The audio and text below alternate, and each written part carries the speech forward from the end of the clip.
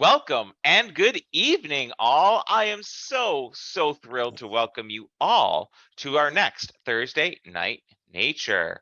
Tonight is all about learning native Lenape plants, and we are joined by Miss Barbara Michalski. So if this is your first Bowman's Hill Wildflower Preserve program, pop into the chat and say hello. Let us know where you're joining us from, where you heard about the program, all those good things. Please feel free throughout the program to use that chat to communicate amongst yourselves, with all the other members who are joining. Keep the fun and lively conversations happening. If you're watching this on YouTube later after the fact, the recording, pop down in the chat, say hello. And after the program, let us know what your favorite thing that you learned was or something cool. Also, don't forget to give the video a thumbs up, click the like button, subscribe to the channel because we don't want you to miss out whenever we post a new fun video. If this does happen to be your first program, quick intro of the preserve before we get started, and then I'll turn the virtual space over to our guest lecturer tonight. So we are founded in 1934. Two visionary individuals are to thank for that. Their names are Mary Kay Perry, chairman of the Bucks County Federation of Women's Club, and Wilson Heintish, who is employed by the Pennsylvania Department of Forest and Waters, which is like the old DCNR. They met on our property and realized what a absolutely special place it was and had a dream of people being able to enjoy Pennsylvania's native plant splendor all year long. So after some very heavy championing in October of 1934, they got the commission to set aside a 100-acre portion of Washington Crossing Historic Park as a living memorial to the patriots of George Washington's army who were camped there during the American Revolutionary War. That's how we got our start. If we fast forward a few years into the 1950s is when volunteers first began giving guided walks at the preserve, which is a tradition that you still can enjoy today every April through October. So we actually just finished up our guided naturalist walks for the year, and those happen on every Friday, Saturday, Sunday, and Monday. In the 1960s is when our visitor center first opened, and truthfully, it hasn't changed too much since then. In the 1970s, we became a 501c3 nonprofit member-supported organization. So it's at this point I'd like to take my proverbial hat off to our members here and say thank you for your support. We couldn't do what we do without you, and it really does mean the world to us. So thank you. In the 1980s, Bowman's Hill Wildflower Preserve became the only accredited botanical museum in the country dedicated to native plants. So as you explore the preserve, we are not just a nature area, a nature center, a wild place. We are an accredited botanical museum. We have the same accreditation as places like the Smithsonian Institute, DC, Natural History Museum in New York, so on and so forth. But our collection is not bones, skulls, artifacts, all these things. It's the living, respiring collection of native plants. On our site, we are home to about 750 different species of native plants, which is 1/3 of all of Pennsylvania's native species, which means there's really something to see no matter when you decide to visit. So it's really great all year long. So as I said, during the program, please feel free to use the chat to chat amongst yourselves. If you have questions specifically for our presenter this evening, and she welcomes all the questions, all the difficult questions, please pop those in the Q&A tab. I'll be gathering them up and asking them on your behalf at the end of the program. Of course, this is a great time to silence your cell phones, except you're only going to bother whoever else is in the room with you. And I see from the chat, we've got some folks sharing a screen tonight. So be kind to your couch mate here and turn your phone to silent. If you need to use the restrooms, then you know where those are located better than I do. And of course, as always, please feel free to munch and drink and enjoy the program this evening. So without further ado, it is my true honor to introduce each and every one of you, Miss Barbara, or Bluejay, Michalski, who was given the name by her grandfather, Bill Thompson, late Chief Whippoorwill of the, I should have asked you this one. Unalachtigo People tribe of the Turkey clan, a member of the Lenape Nation of Pennsylvania. She has immersed herself in their activities, such as serving in the tribal council and as tribal secretary, and participating in the educating the public by attending events, festivals of the Lenapehoking, the homeland of the Lenape. Most importantly, Bluejay teaches children the history and also us tonight, though we're all kids at heart, right? The history of the Lenape Nation through crafts, storytelling, and artifacts. She's been involved in the environmental causes, particularly working for clean water and protecting our Earth Mother. Recently, she has seen rising interest in medicinal plants and has been working to learn more about them. And she's going to share those learnings with us tonight. Miss Bluejay, thank you. Thank you for taking some time out of your busy schedule to join us this evening. Without further ado, the floor, the mic, the virtual space are all yours. Wanishi is our word for thank you. It's my honor to be here.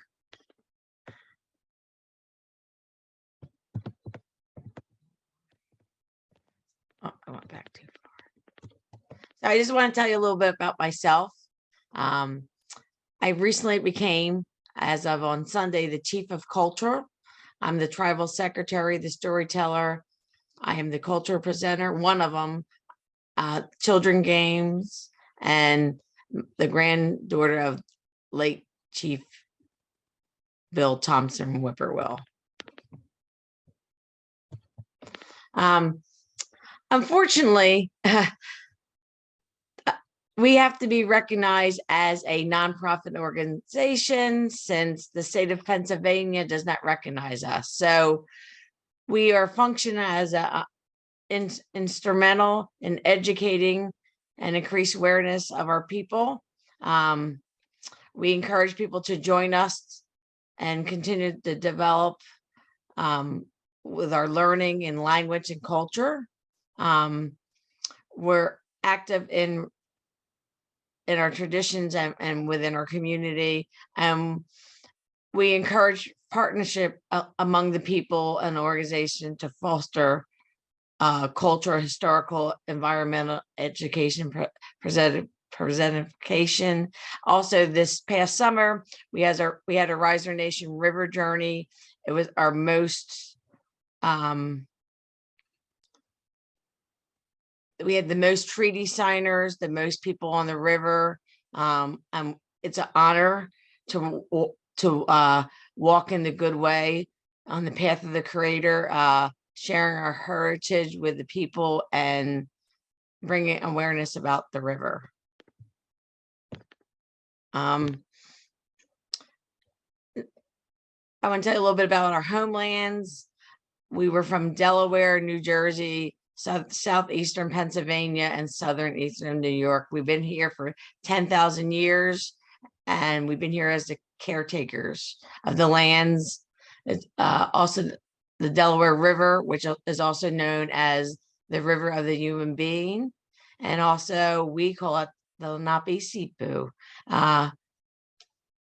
We were the first tribe to have a treaty with the United States and the first tribe to have land set aside for them in New Jersey. So over a period of 250 years, many of our people were removed and dispersed throughout the country. Some took refuge with other tribes. A large number remained in the homelands and continued the traditions of our ancestors until present day. Many people today live all over North America, which we call Turtle Island, in their communities. So a lot of people ask who we are. It's an easy answer. We're the indigenous people of this land, which is now called Pennsylvania. Yet there's so much more. Our history is unique. The story about our families and survival, about honoring treaties, and following certain leaders such as Isaac Still, Tamanay, and Tetuscan. We are descendants of the people that stayed here in our homeland. A lot of those went west to Ohio and returned. Other families included descendants of the Hannah Freedmen, the Stills, Kilbuck, and Henry. Some of them settled in the Pocono Mountains, others in Allentown, Nazareth, and Bethlehem. Many lived on both sides of the Delaware River in Easton and Burlington, and the communities were documented in 1840. There's Brown and Still families come from Brotherton and Chemung areas of New Jersey. My grandfather actually came from a stream called Kettle Run.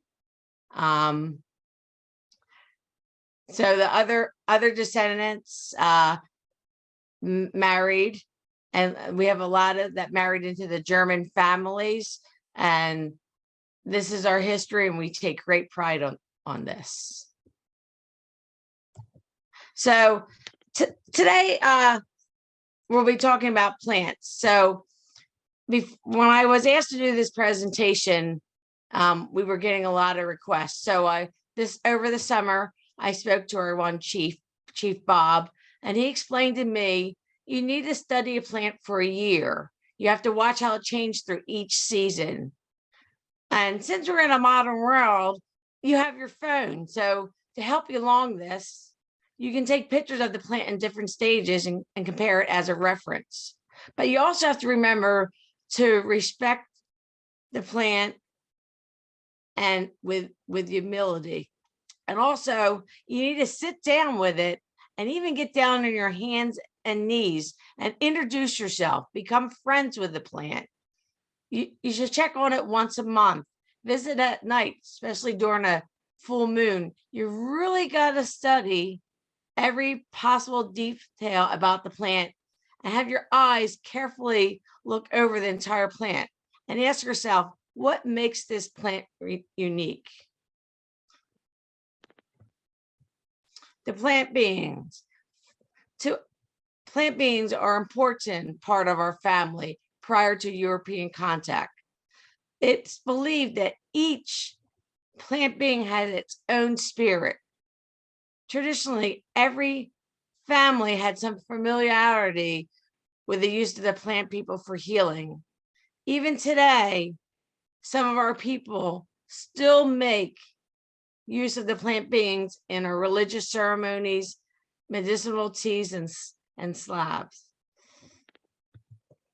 So you're going to ask yourself, what are these plant people? What are they going to teach you? When you have a relationship with a plant people, you will learn about creativity, cooperation, reasoning, responsibility, purpose, self-confidence, and understanding. And there's so much more, but you'll learn that yourself when you build a relationship with a plant. So number two, what do you think the plant people will teach you? 3, you should start a journal and write down your experiences with the plant people, because this will help you understand what they mean to you and to the world and to everything, because we're all connected. Everything is connected. My ancestors lived in physical and spiritual communion with Mother Earth. We believed everything had a spirit of its own, a pebble, a leaf with dew on it, a wolf, a mountain. We need to live in the harmony between the two-leggeds and nature. Everything on earth is loved and revered. We are the caretakers of this earth. The notion of ownership to the land, the trees, the plants, the rivers, the animals was alien to us because we saw it all as a part of creation. Remember, we all are connected, but our lack of awareness how the plant people play in our lives is shocking. Some people don't realize how important plants are. They provide oxygen. They help us breathe. They provide us food and medicine. They help us clean our sacred water. They provide us with fabric for our clothing, rugs, and housing materials. My grandfather always taught me to give thanks. Before you harvest any plant, you should say a prayer for the gifts the plant will give you. Many of our members carry prayer ties, as you can see in these pictures. You should never deplete a plant. You should only take a third. You save 1/3 of the plant to reproduce, and the other third for the animals to eat. I always try to explain to the kids when I do a program, if you take everything from the plant, it won't reproduce. And when the hunters go out in the woods, they don't want to eat a skinny animal. They want to eat an animal that has meat on it. So if you take all the strawberries off the plant, the animals that eat the berries, they're not going to be very fat.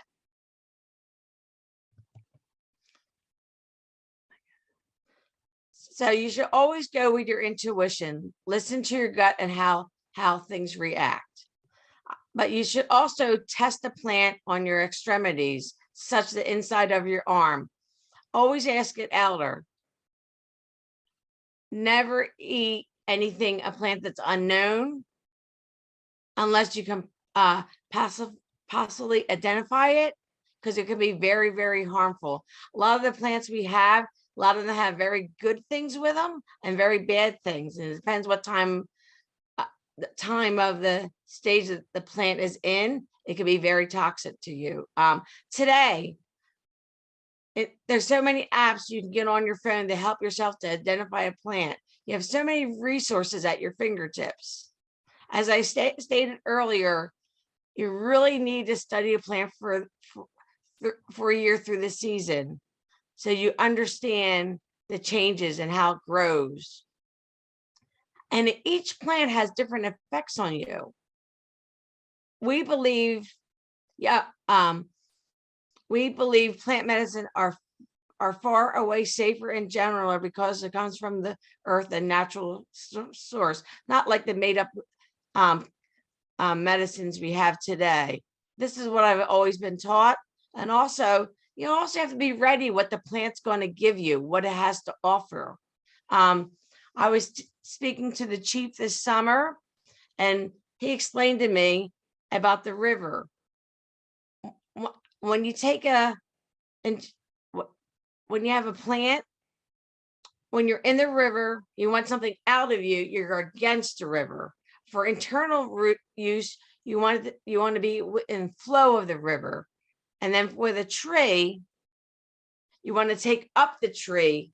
That keeps it in. If you want something to come out of your body, you take it down the tree. That keeps it out.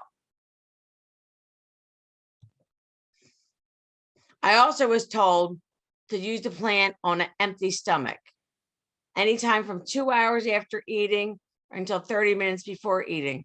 This allows for better absorption for the extract, since it doesn't have to compete with anything in your gut.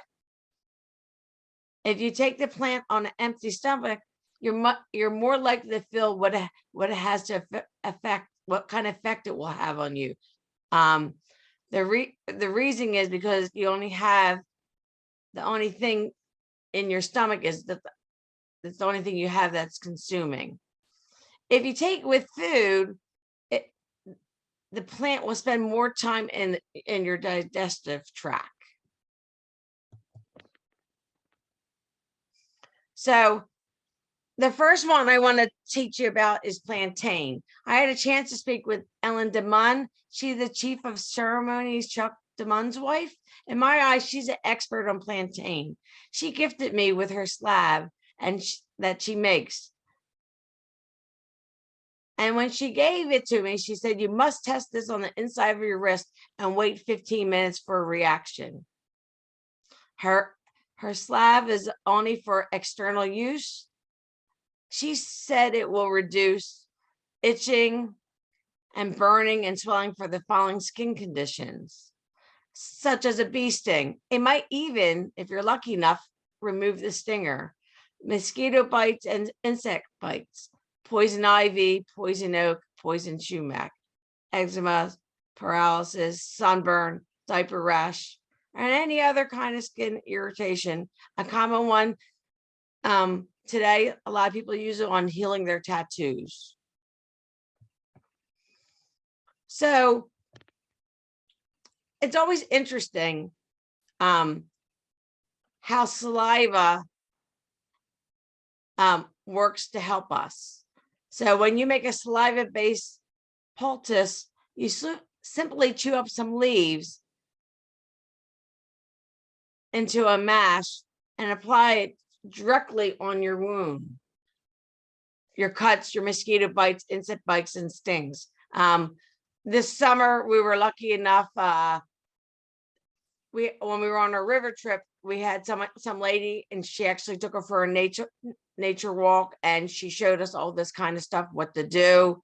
And many of my family members, my grandfather, and many members of the tribe, they use plantain because it's in your backyard.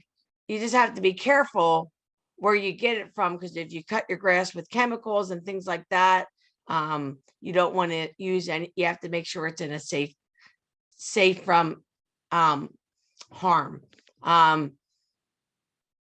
In your saliva, there's enzymes that helps healing properties to help speed up the healing practices.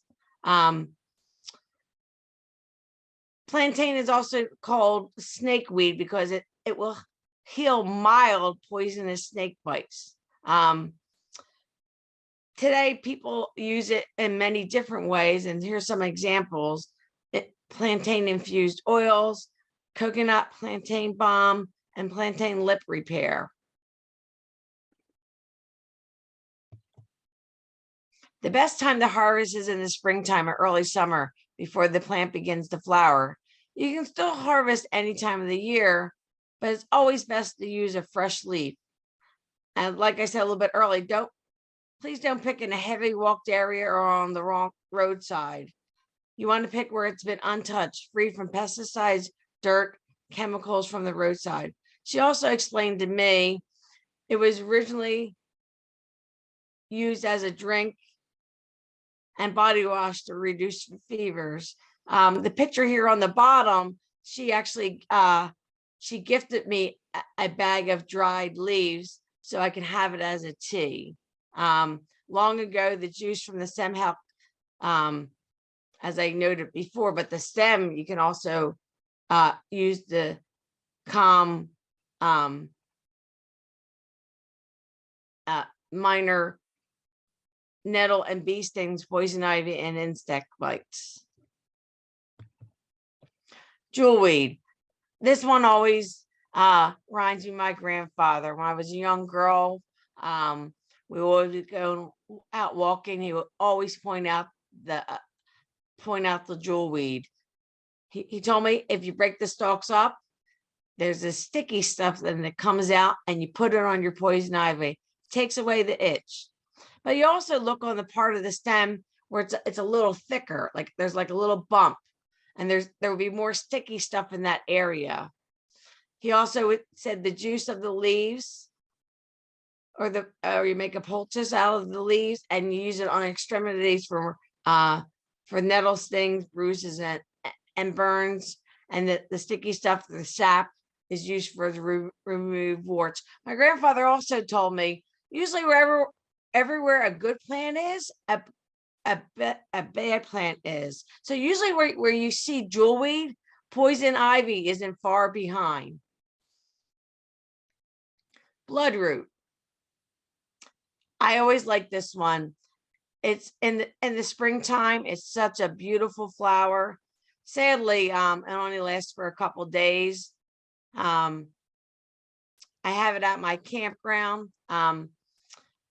The root stalks secrete this red fluid, and when you cut it, it looks like blood. It's a red fluid. They use that fluid for dyeing baskets and clothing. An older once told me it was associated with love. Men would put bloodroot paint when they were getting serious about a relationship.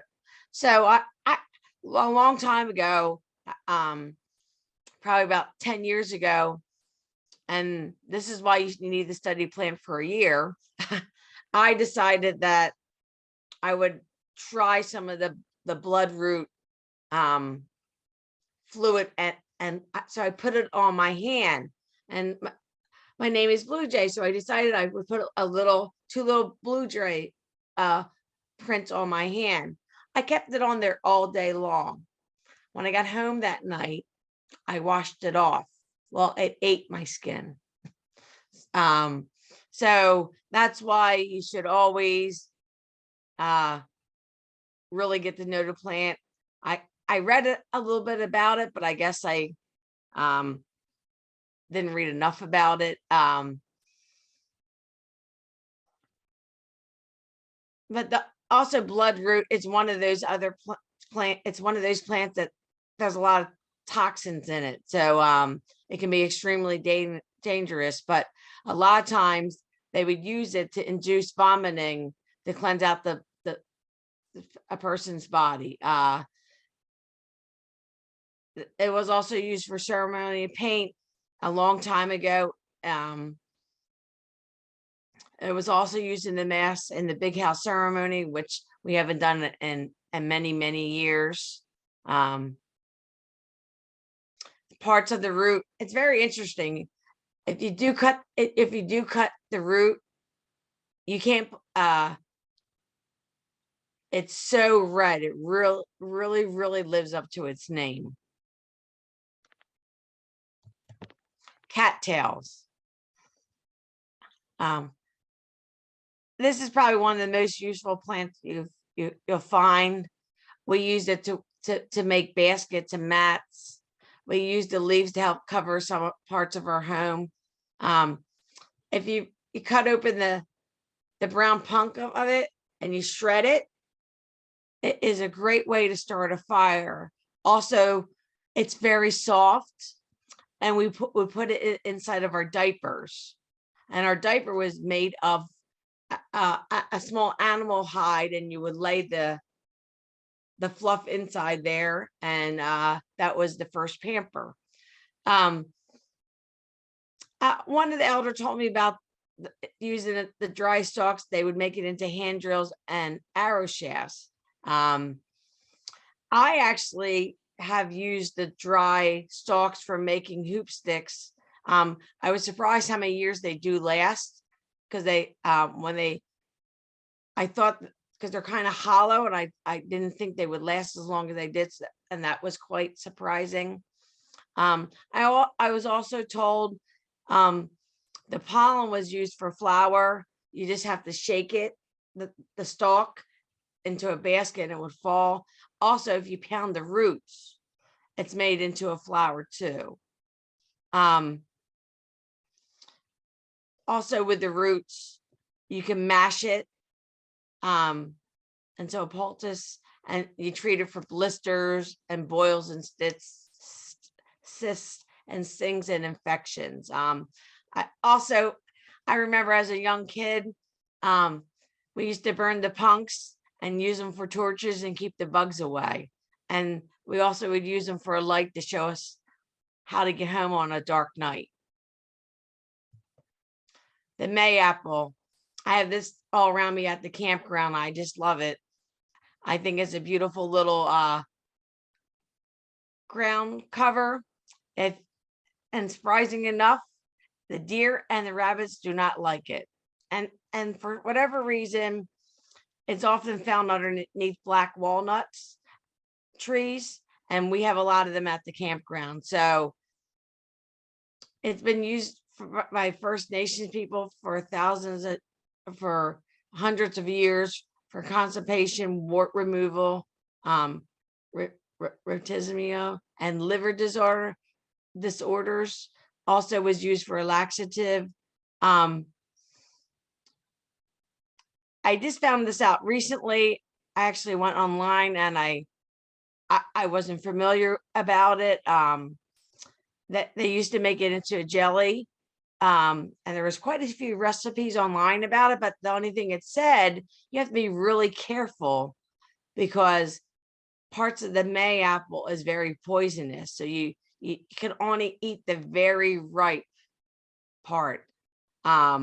You have to stay away from the skin and the seeds. And this also, again, was this could be used for snake bites and warts.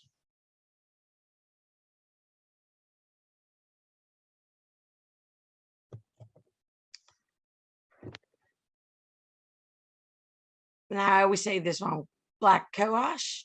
I was told it was used to treat kidney elements. Its nickname has been bugbane and bugwort since it's insects to repellents and has insect repellent properties. I personally used it for my hot flushes during menopause, and it's also been said to help with mood swings and sleep disturbances. Also, there's been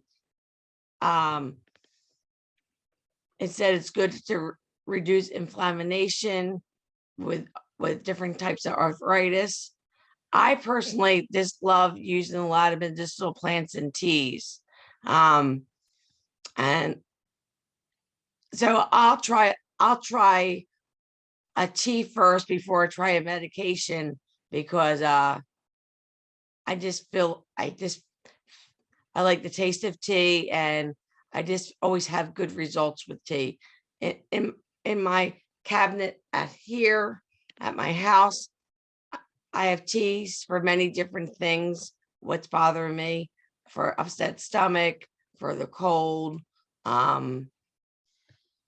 digestion issues and things like that, when I'm sleepy and things like that.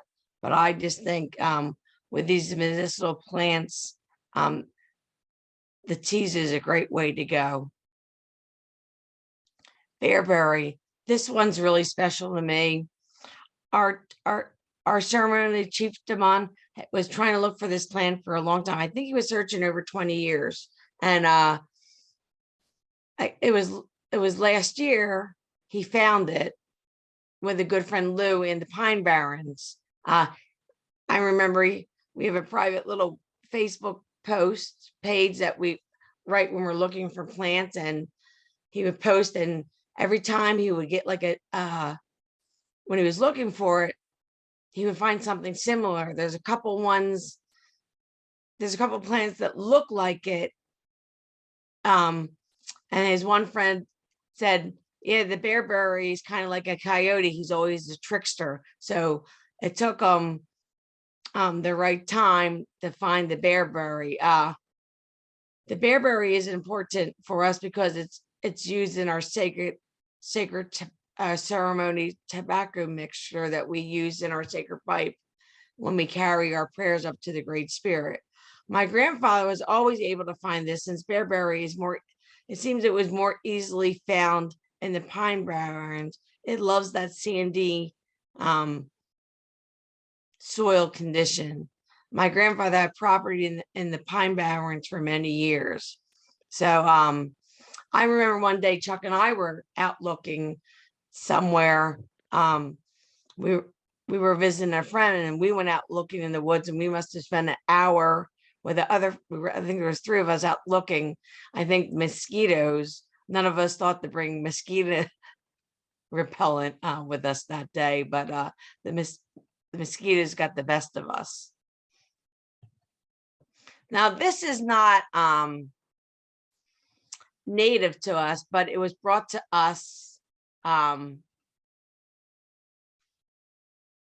was brought to us in North America from the French.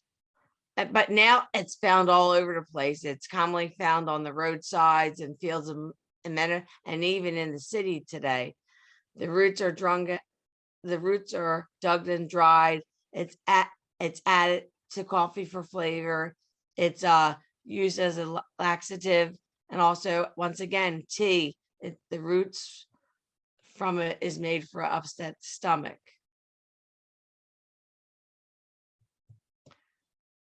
Raspberry, I have this growing in my backyard. Raspberry leaves help relieve menstrual cramps and prepare women for childbirthing during pregnancy. The leaf helps, the raspberry leaf tea helps prevent miscarriages and relieve morning sickness. It was often taken during the last trimester to prepare the pregnancy, to strengthen the uterus, and also it helped and on another note, it was also helped in cases for diarrhea.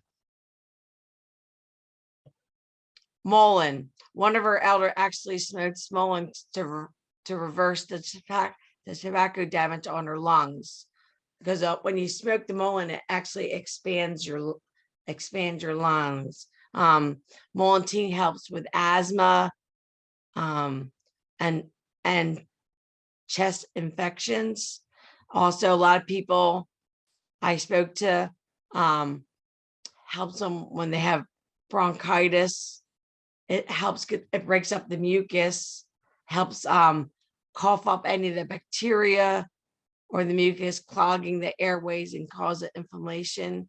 Today, it's found in many different forms in the teas, extract, oil, powder, capsule, or accelerator. There's just so many plants to discover. When I was on this journey, I didn't really have, I really haven't had the chance to have a personal relationship with the plant, because this is the beginning of my journey with plant medicine.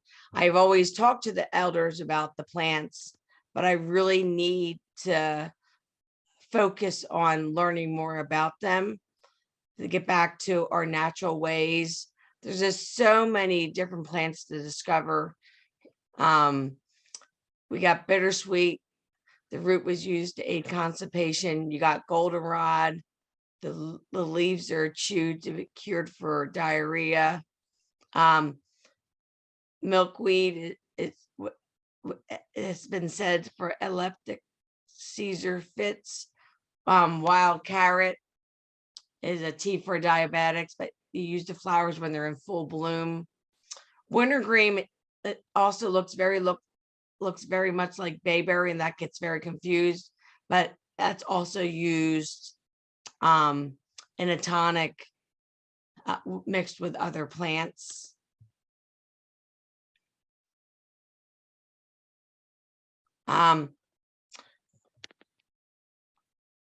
So I hope you enjoyed some of our medicinal plants and the significance they had in our lives. It's been a learning experience for me, and I'm looking forward to building a better relationship with the plant nation. It was nice to speak to you about the plants, and I hope you will take your opportunity to have a relationship with the plant nation, because what I was taught in today's world, you're supposed to connect with the plants. There's supposed to be a love between you and the plant. And that's why a lot of things don't work today, because you don't have that relationship. And we really need to do that, because my people believe everything is connected. Everything happens in a circle. So I just hope you can take from some of the stuff I told you today. If you can walk into the woods, sit in nature, learn about what nature has to offer you.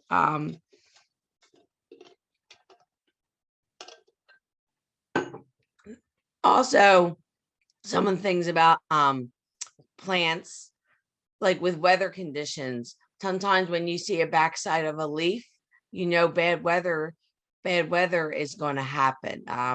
They're always speaking to us. We just have to take the time to get to know them better and to have them in our lives. So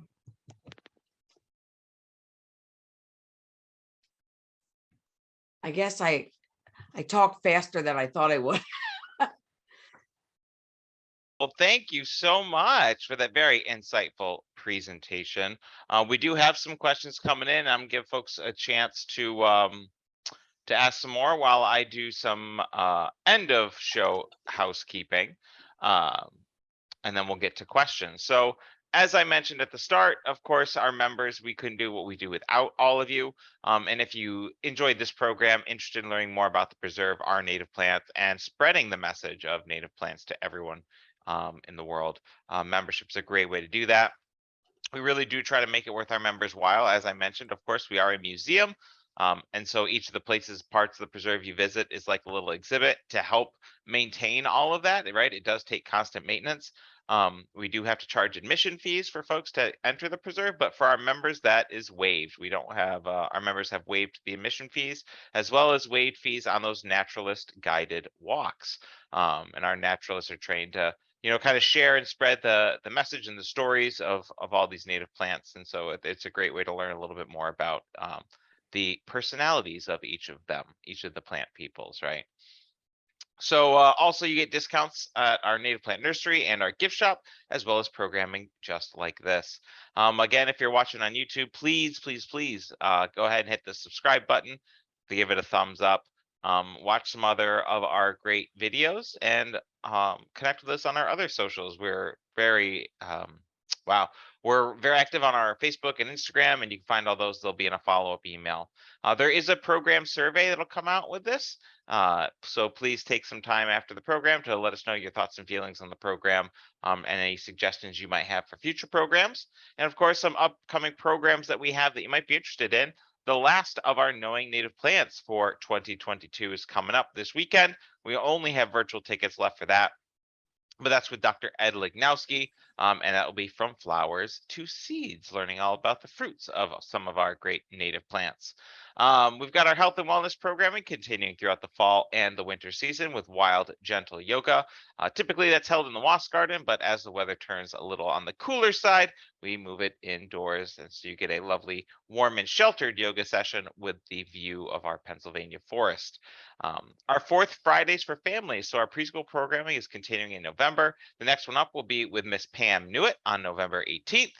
And our next Thursday night nature will be next weekend, and that will be with David Hughes. And it'll be all about hedgerows, which is our icons of Bucks County's rural vernacular landscape. So I hope y'all can join us for that. If you don't know about David Hughes, he's a registered landscape architect and owner of Weatherwood Designs, LLC, specializing in native plant-based garden design, ecology, and natural habitat preservation. In addition, he builds rustic furniture. He's a rustic furniture artist and specializes in handcrafted structures and incorporates them into his garden designs. And of course, you can check out more on his website. On November 19th, we have our Masters of the Sky, an introduction to falconry, hawk flying demonstration that'll be happening at the preserve. So check us out. That's, of course, an in-person program for everyone.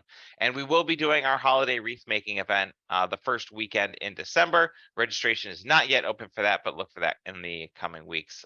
We're very excited to host that program once again. All right, my friends. And that wraps up for me. Our end of program announcements. And now I turn it over to the questions y'all have asked. So from the start, Miss Janine wanted to know if you could, if you knew about the plantain in your photos. It is different than the one she knows. Is there a difference in the types of plantain for their medicinal qualities or their use qualities? I think it's like I'm not an expert, so I got a lot of my information from Ellen because, like I said, I haven't really studied them. But the thing is, the pictures I took, they were taken in New Jersey.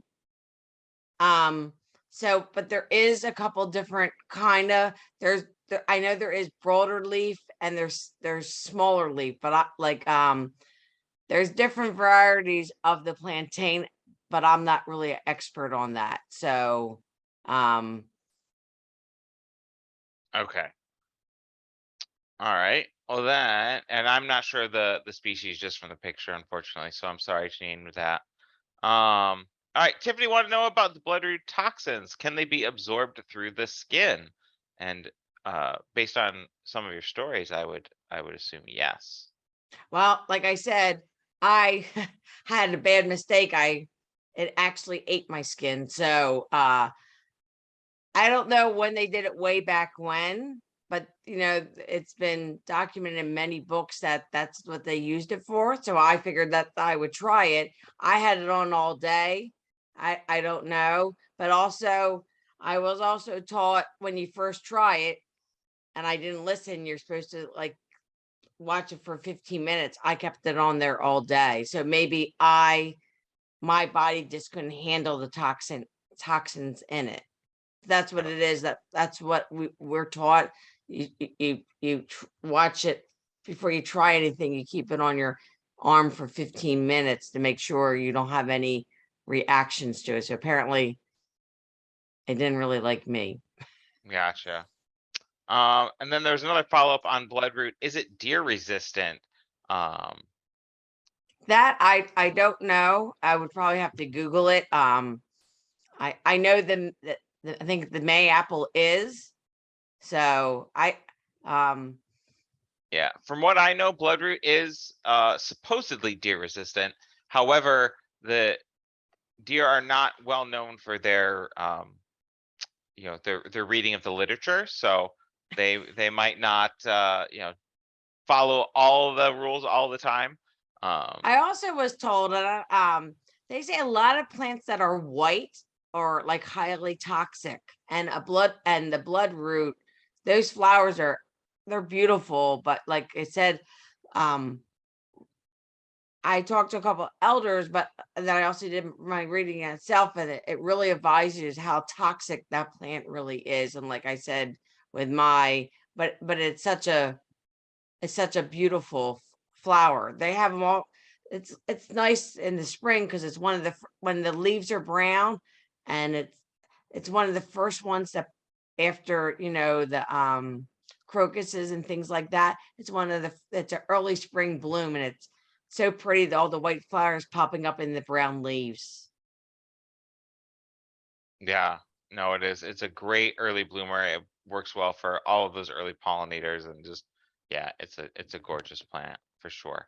I was wondering if you could, I was fascinated by, talking about the ways in which, the young folk are being brought up, and the importance of learning and sharing these plants. Is that something that's still happening to this day? And like, can you explain to us a little bit like what they do or what they're taught and how they go about learning all these plants?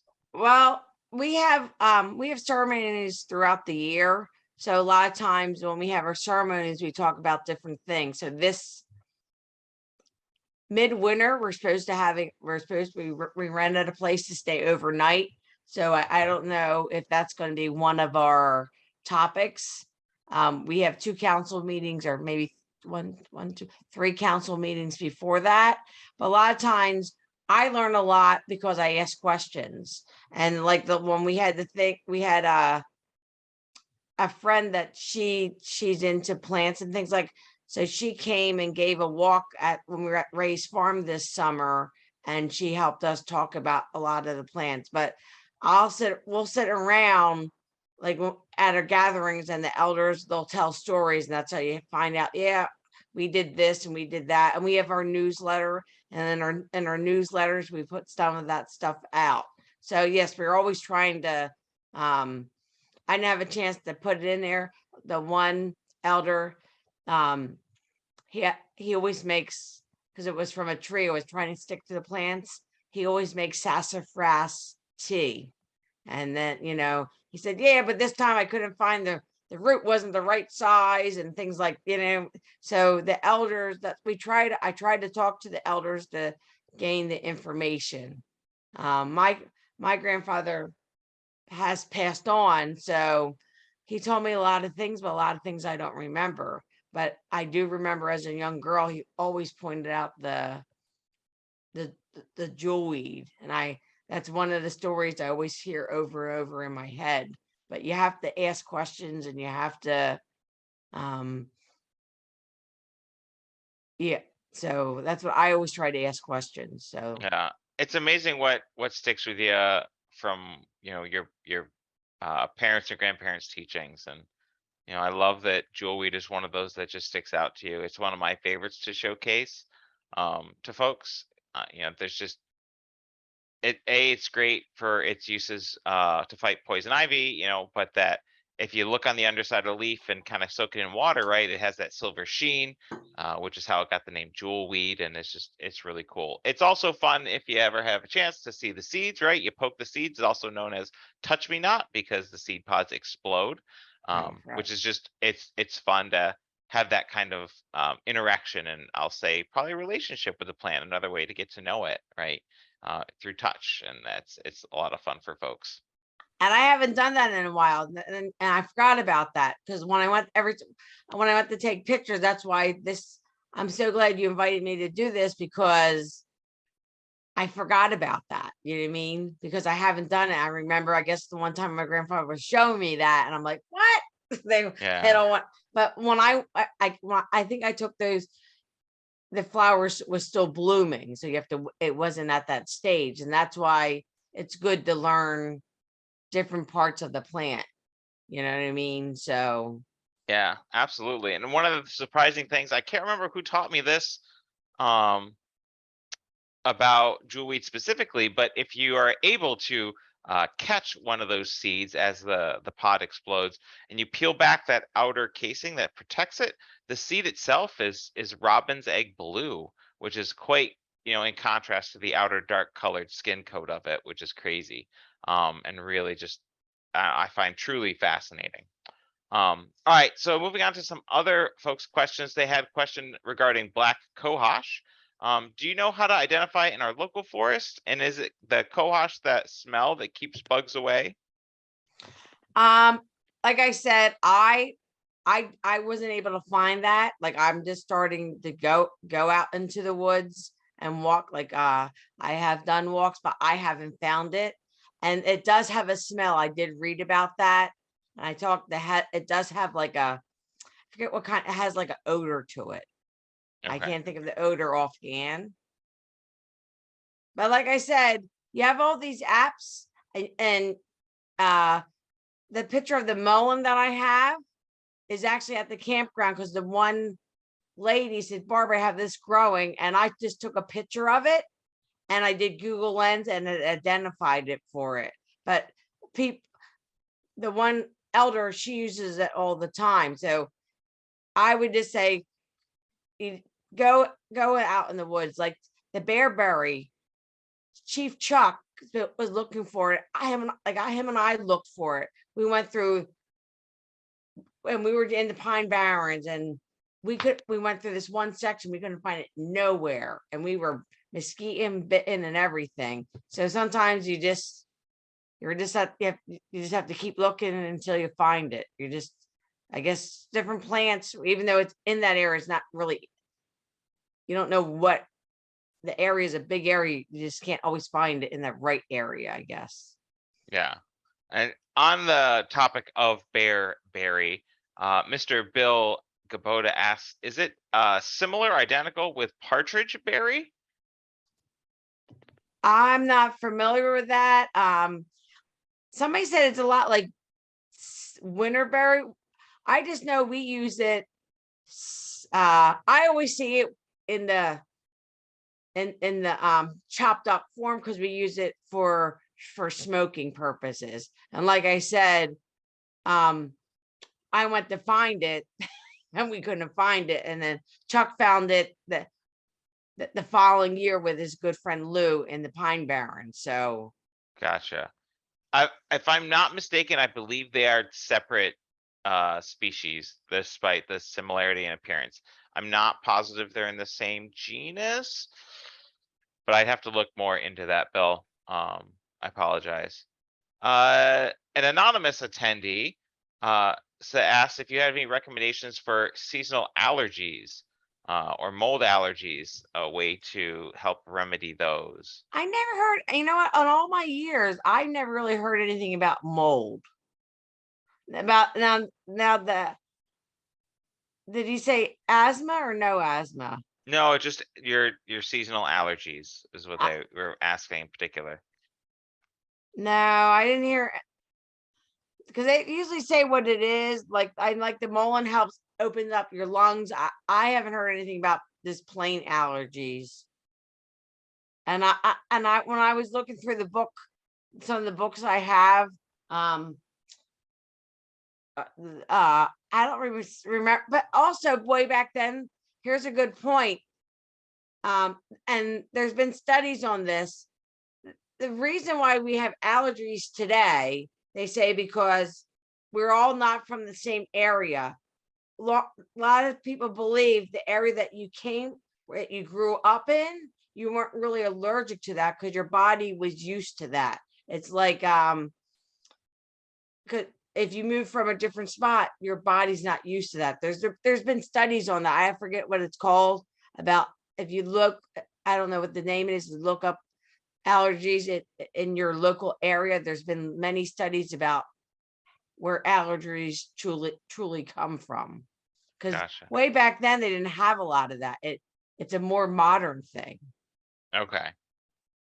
Well, following that, not that mold are the same things, but Joel asks, when you speak of the plant nation, does that include fungus, or are they separate from plants? I guess you can lock it in with the plant nation. They're all it's there. We believe everything has a spirit. So I don't know. I'm not scientifically but I never heard any of people say the fungus nation. They just do we say the rock nation, we say the two-legged, we say the creepy crawlers, we say the winged ones. We don't really say, I never heard anybody say the fungus nation. So that we just, I guess we do a broader group. That's how we word it. Okay. Yeah, that makes sense. That's traditionally fungus were part of the plant kingdom. So Right. it makes So, sense that they were, connected in that way. Julie asks, you mentioned a private Facebook page. Do you have a public page where the elders talk about individual plants according to seasonality, or a way that folks can get tied into that? no, we just have a private page because some things we just like to keep private, you know what I mean? So we just do that. But if you ever have any questions, you can always email me. Let me see if I can, there's my email. I can always ask an elder. See, a lot of times we don't want to see in today's world, we always say check with your doctor and things like that, because you read about all these different things and like that, like we study the plants and people don't always listen to what you say, but you're always better to read about it, ask your physician and things like that. But a lot of times the physicians, they go more the chemical way, but there's so many things you can find on YouTube. I'm always listening to things like that, and people that have been doing it for years and years that can help you. That there are so many people today are trying to get back to the natural way. Yeah, absolutely. And I mean, I would also, make that recommendation to folks, always check with your personal healthcare provider before doing anything. Um, you know, it's better to be safe than sorry. And like Barbara mentioned at the top of the program, and when talk with folks, you never eat anything that you don't positively know or and can identify and be well aware of, because of those ramifications that could result of that. So always be careful, and always double check, and always be sure.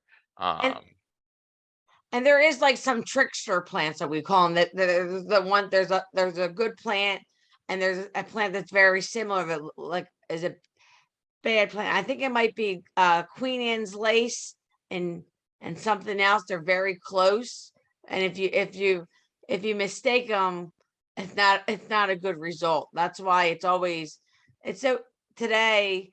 Even the one day somebody posted, they took pictures and like 5 people wrote back, I think it's this, and a couple of the people that were the better experts, and no, it's not that. It's that one fools me every time. I forget what plant they were talking about because they're so similar, and they pointed out, they said, no, on that plant you have to look at, there's a little bit of red on the stems. I'm like, oh, and I looked at it and you can see it very, very light, but the plants look very, very similar. That's why, like I said, our people said you need to really, really study the plant, like go over it very closely with your eye and understand every part of the plant, because a quick look, you can make a quick mistake.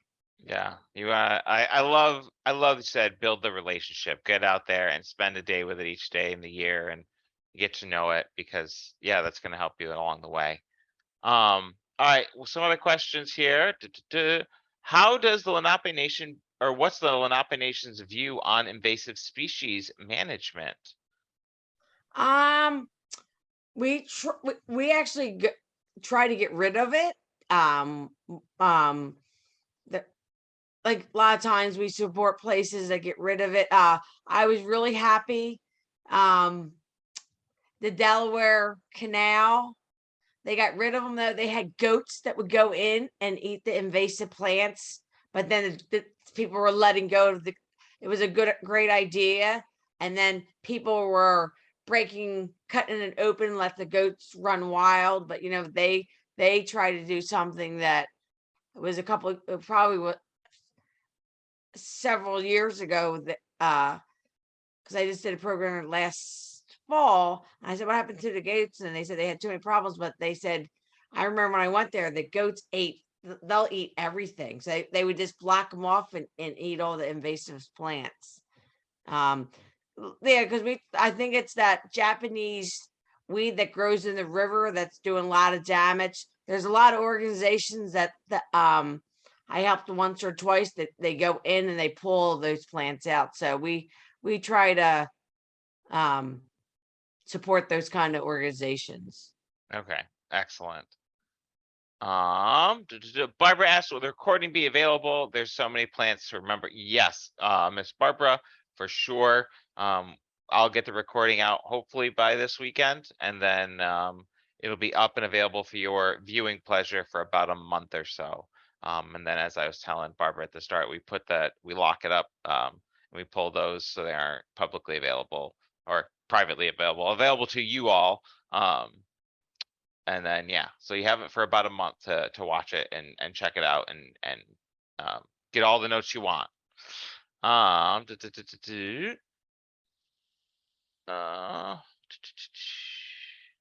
Jeannie wants to know about building a relationship with plants. Do you have any recommendations or references for places folks can look if they want to learn more about building and fostering their own relationships with the plant peoples?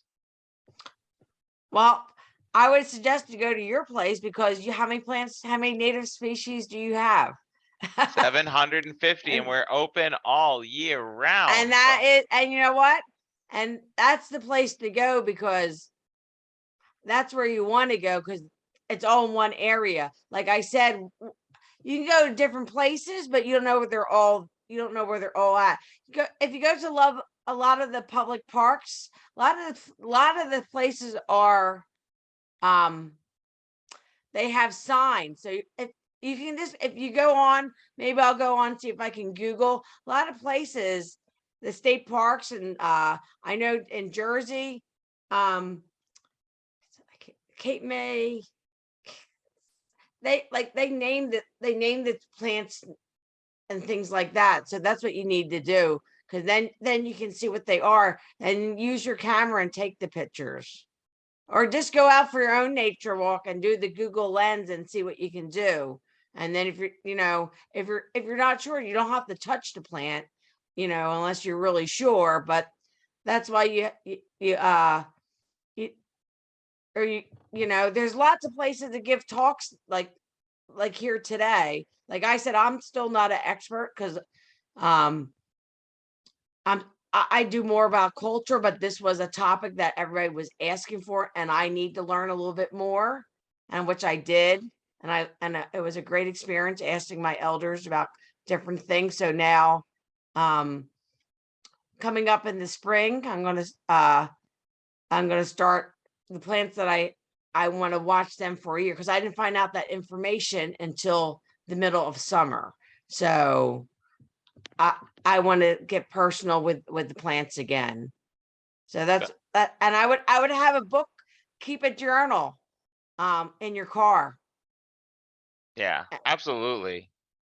And then just quick here Miss Stephanie chimed in with hemlock exclamation, and yes, hemlock does have some very easy lookalikes, easily confused, and I believe that was the plant that killed Socrates, if I'm not mistaken, or someone very famous. Yes, I heard a lot about hemlock. I didn't even put that one up there. I didn't even have the chance to ask the elders about that one. So, and I don't, so yeah, but that's been, Yeah, very toxic. No bueno. Don't ingest that one. All right. Do you have a Janine or yeah, Janine wanted to know if you had any recommendations for your favorite plants for teas. geez. I, I just, I usually go to the nature food store, and if I have whatever if I'm not feeling well, I just go there because I don't make the teas myself. But and I just do different things. Like I used a couple different brands. When I have sore throat tea always on stock. I always have some kind of sleepy time. I just love teas. It's what you take. It's your, and I like the kind that you put. I prefer to put it in the what they call the diffuser, like the little ball and things like that.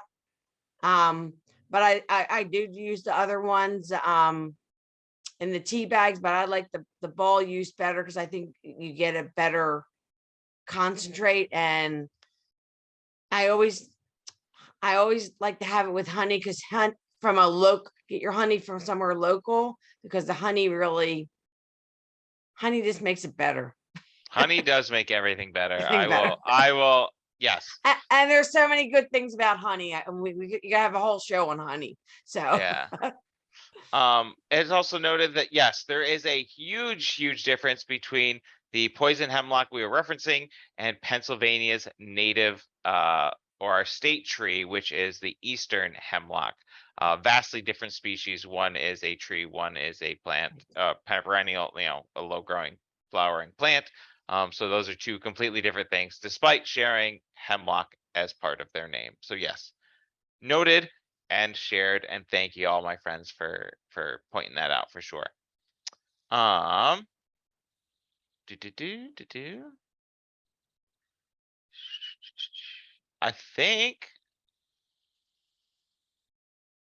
think we've got everything, and I apologize in advance if I missed a question.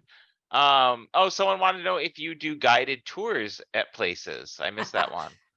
well, I don't think I could right now because I'm really not that experienced. Like I said, I just took this new on and I'm still learning, but I plan to retire from my full-time job in June. So maybe in the future I could do that, but I need to get a little bit more experience in my belt because we'll be both wandering around the forest and saying, with my Google lens.